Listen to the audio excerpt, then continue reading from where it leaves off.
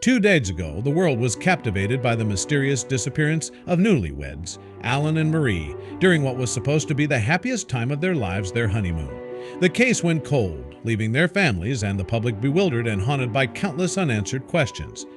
But then, out of the blue, a woman claiming to be Marie emerged, ready to reveal the unbelievable truth behind their vanishing act. As she stepped into the dimly lit room, she hesitated, her eyes betraying a storm of emotions. What on earth had happened with Marie and Alan on their honeymoon? But before we start, smash the like button and make sure to subscribe if you haven't, and hit that notification bell so that you won't miss any new stories. Country officials had been shocked by what almost seemed to be her resurrection. They were astounded by her arrival, as the woman she claimed to be was presumed dead. However, taking one look at her 20-year-old passport photo, they could clearly see that it was indeed her, only slightly aged and more tanned. When she started speaking, they also noticed how her English speech had started to falter, almost as if the language hadn't been spoken by her for such a long time. Nevertheless, when she recounted what had happened to her and her husband, the country officials knew that they had to do something. How had she gone undetected for all those years? Where was Alan? And most importantly, how had they survived for all those years? 20 years ago, after Alan and Marie's marriage, they decided to take a beautiful South American honeymoon. They had always heard about the beauty of the Amazon forest and wanted to see it in person. They had the time of their lives there, taking a sightseeing tour every single day. However, it wasn't long before disaster struck. The morning had started like any other, but when their tour guide was waiting in front of their cabin, the wait was exceptionally long. Antonio knew that something was wrong and was quick to call property security. They were shocked when they finally opened the door, fearing what they might see inside. There was no one there. It was as if they had never even gone to bed. They knew they had to alert Alan and Marie's families of their predicament. After they notified their families, they deployed rescue units to help search for the couple.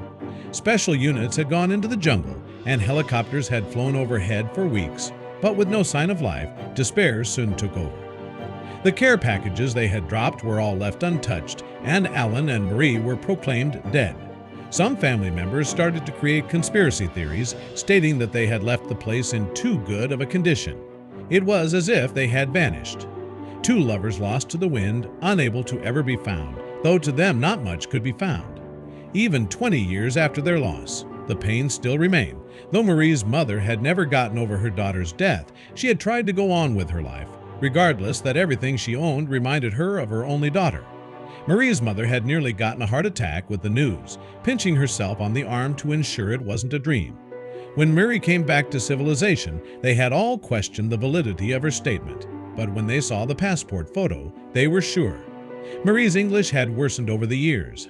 She could hardly tell them what had happened to her. It was as if she hadn't practiced English for years, maybe even decades. Marie was frustrated by her nearly forgotten English, as the government officials told them that she would show them what had happened. With every word she uttered, it became apparent how long she'd been away from civilization. "We walked," she started, her voice shaky. "Night, Alan and I wanted sea stars." She clenched her hands. Frustration was evident, trying to pull words from a language she barely recognized anymore. The couple, intoxicated by the natural beauty of the Amazon and the allure of their recent vows, ventured out of their cabin. They had assumed that they knew their way, that nature, in all its grandeur, was inviting them deeper. Their trust in their own sense of direction would be their downfall. But as dawn approached, the enveloping jungle around them became a maze they hadn't anticipated. Morning light pierced through the dense canopy. Every tree looked the same. Every pathway seemed to lead them deeper into the heart of the unknown. As they wandered near the cabin, the forest beckoned with its secrets. Mysterious rustlings, the echoing calls of distant animals, and a chorus of chirping insects filled the air. The vastness of the jungle loomed around them, making every direction look eerily similar. Days turned into nights and back into days. With their voices growing hoarse, they screamed out for any sign of help. After listening to her efficiently and with haste, the officials began to gather supplies. Medical kits packed with bandages, antiseptics, and emergency medication were prepared. Rations and fresh water, satellite phones, and sturdy machetes all made ready for the unknown journey ahead. Those still struggling with her memories and language tried to guide their preparations. With supplies packed and resolve steeled, the group began their trek into the dense forest. Each step they took was into an ever-deepening puzzle, with Marie as the only guide. The expanse of the jungle stretched out as far as the eye could see. Towering trees, dense underbrush, and the cacophony of unseen animals emphasized the enormity of the terrain. The officials felt the weight of the wilderness, realizing they were mere specks in this vast, uncharted realm. As the landscape around them grew wilder, so did Marie. Her steps became more assured, her eyes sharper.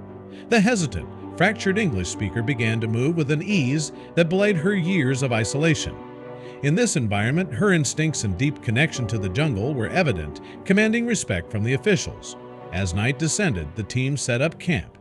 The symphony of the jungle chirping crickets, distant roars, and rustling leaves played around them. With dawn, Marie took the lead, her pathfinding skills coming to the forefront. She navigated the dense forest with an uncanny sense of direction, identifying landmarks and retracing steps she had once taken. Each evening, as they settled by the fire, the group was wrapped in a mix of exhaustion and expectation. The deeper they ventured, the more they felt the weight of the impending unknown. Each day brought a new challenge, testing their endurance and adaptability. As days melded into one another, the air grew thick with unease. Every misplaced step, every misunderstood gesture, intensified the strain. This would be their last night before reaching the place Marie had indicated, and the aura of the unknown was more potent than ever. As night deepened, a faint, rhythmic sound echoed through the trees. A distant melody, tribal and ancient, wafted towards them, carried by the gentle wind. The soft thud of distant drums, the hum of voices, it all pointed toward the presence of a tribe. Hope surged within the group. Could this be where Alan was? It wasn't the natural light of a campfire, but something otherworldly. The sight both enthralled and mystified the team. What could be the source of such an unusual luminescence? As the dense trees gave way to an opening, the group found themselves suddenly encircled by tribespeople. Painted faces and elaborate adornments stared intently at them, weapons poised. A soft murmur arose as one of the tribespeople stepped forward, eyes locked onto Marie. Their stern expressions melted into smiles as they approached her, touching her shoulder gently. But it was evident they shared a profound bond.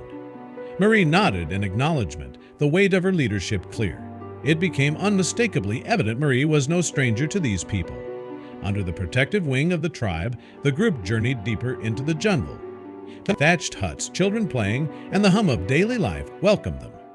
The heart of the tribe lay before their eyes, a testament to a life lived in harmony with nature. Communication proved challenging. The tribe's language was a melodic mix of clicks, tones, and gestures entirely alien to the officials. Marie acted as a bridge, translating where she could. However, the depth of understanding between her and the tribe was evident, suggesting she had been with them for quite some time. The day ended with a newfound respect and hope for the next steps in their journey.